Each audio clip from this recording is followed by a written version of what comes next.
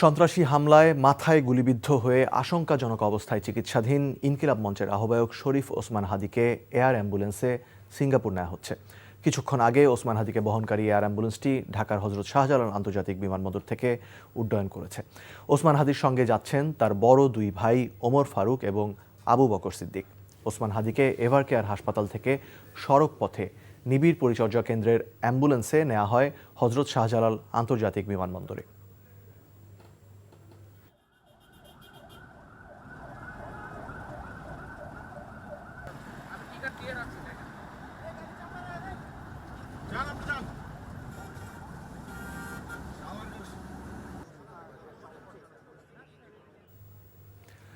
এই মুহূর্তে হযরত শাহজালাল আন্তর্জাতিক বিমানবন্দর এলাকায় আছেন সহকর্মী ইফতেখার রেজা, সেখান থেকে সরাসরি যুক্ত হচ্ছেন তিনি। ইফতেখার, আপনার কাছে এই বিষয়ে আর কি খবর আছে?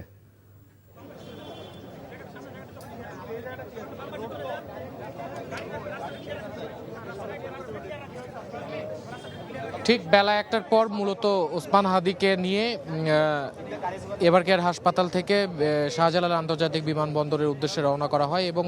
পুরো পথটি ছিল একেবারে নিরাপত্তার চাদরে মোড়ানো এবং পুরো রাস্তা ক্লিয়ার করে রাখা হয়েছিল বা পরিষ্কার করে রাখা হয়েছিল, যাতে করে অন্যান্য গাড়ি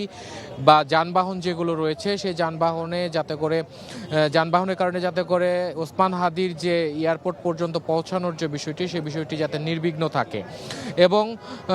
অনেক সম্পূর্ণ নির্বিঘ্ন অবস্থায় ওসমান হাদির অ্যাম্বুলেন্সটি সিসিইউ বা আইসিইউ সমৃদ্ধ যে অ্যাম্বুলেন্স, সেই অ্যাম্বুলেন্সটি মূলত এয়ারপোর্টের ৮ নম্বর গেট দিয়ে প্রবেশ করে ভিতরে রানওয়েতে এবং শেষ মুহূর্তের যে প্রস্তুতি এয়ার অ্যাম্বুলেন্সে তাকে তোলা এবং যে শেষ মুহূর্তের যে তাকে ঠিকঠাক মতো করে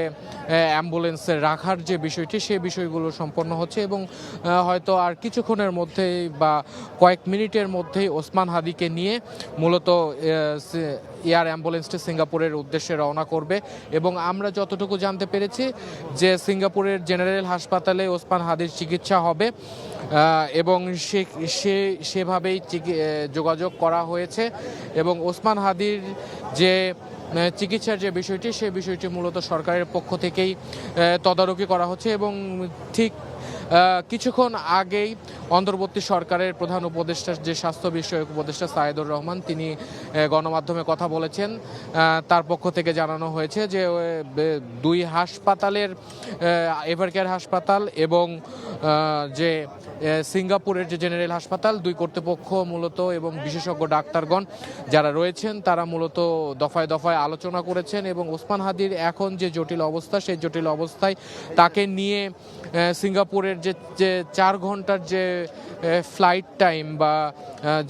যে সময়টি লাগার কথা, সেটি তিনি এফোর্ড করতে পারবেন কিনা বা সেই সময়টিতে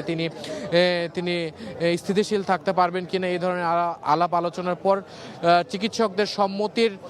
ফলে মূলত এভারকেয়ার হাসপাতাল থেকে তাকে সিঙ্গাপুরে নেওয়া হচ্ছে এবং ইনকিলাব মঞ্চের পক্ষ থেকে এবং ইনকিলাব মঞ্চ সহ অভ্যুত্থানের পক্ষের যেসব শক্তি বা রাজনৈতিক দলগুলো রয়েছে এবং বিভিন্ন যে প্ল্যাটফর্ম রয়েছে, সেই প্ল্যাটফর্মের পক্ষ থেকে বারবার দাবি জানানো হচ্ছে যাতে করে ওসমান হাদির উপর হামলাকারী বা গুলিবর্ষণকারী যে বা যারা অভিযুক্ত তাদেরকে যাতে অতি তাড়াতাড়ি গ্রেপ্তার করা হয়। তো এই ছিল বিমানবন্দর থেকে ওসমান হাদির সিঙ্গাপুর যাত্রা সর্বশেষ তথ্য। জানছিলাম হাদির স্বাস্থ্য, তাকে নিয়ে সিঙ্গাপুর যাত্রা সম্পর্কে সবশেষ খবর।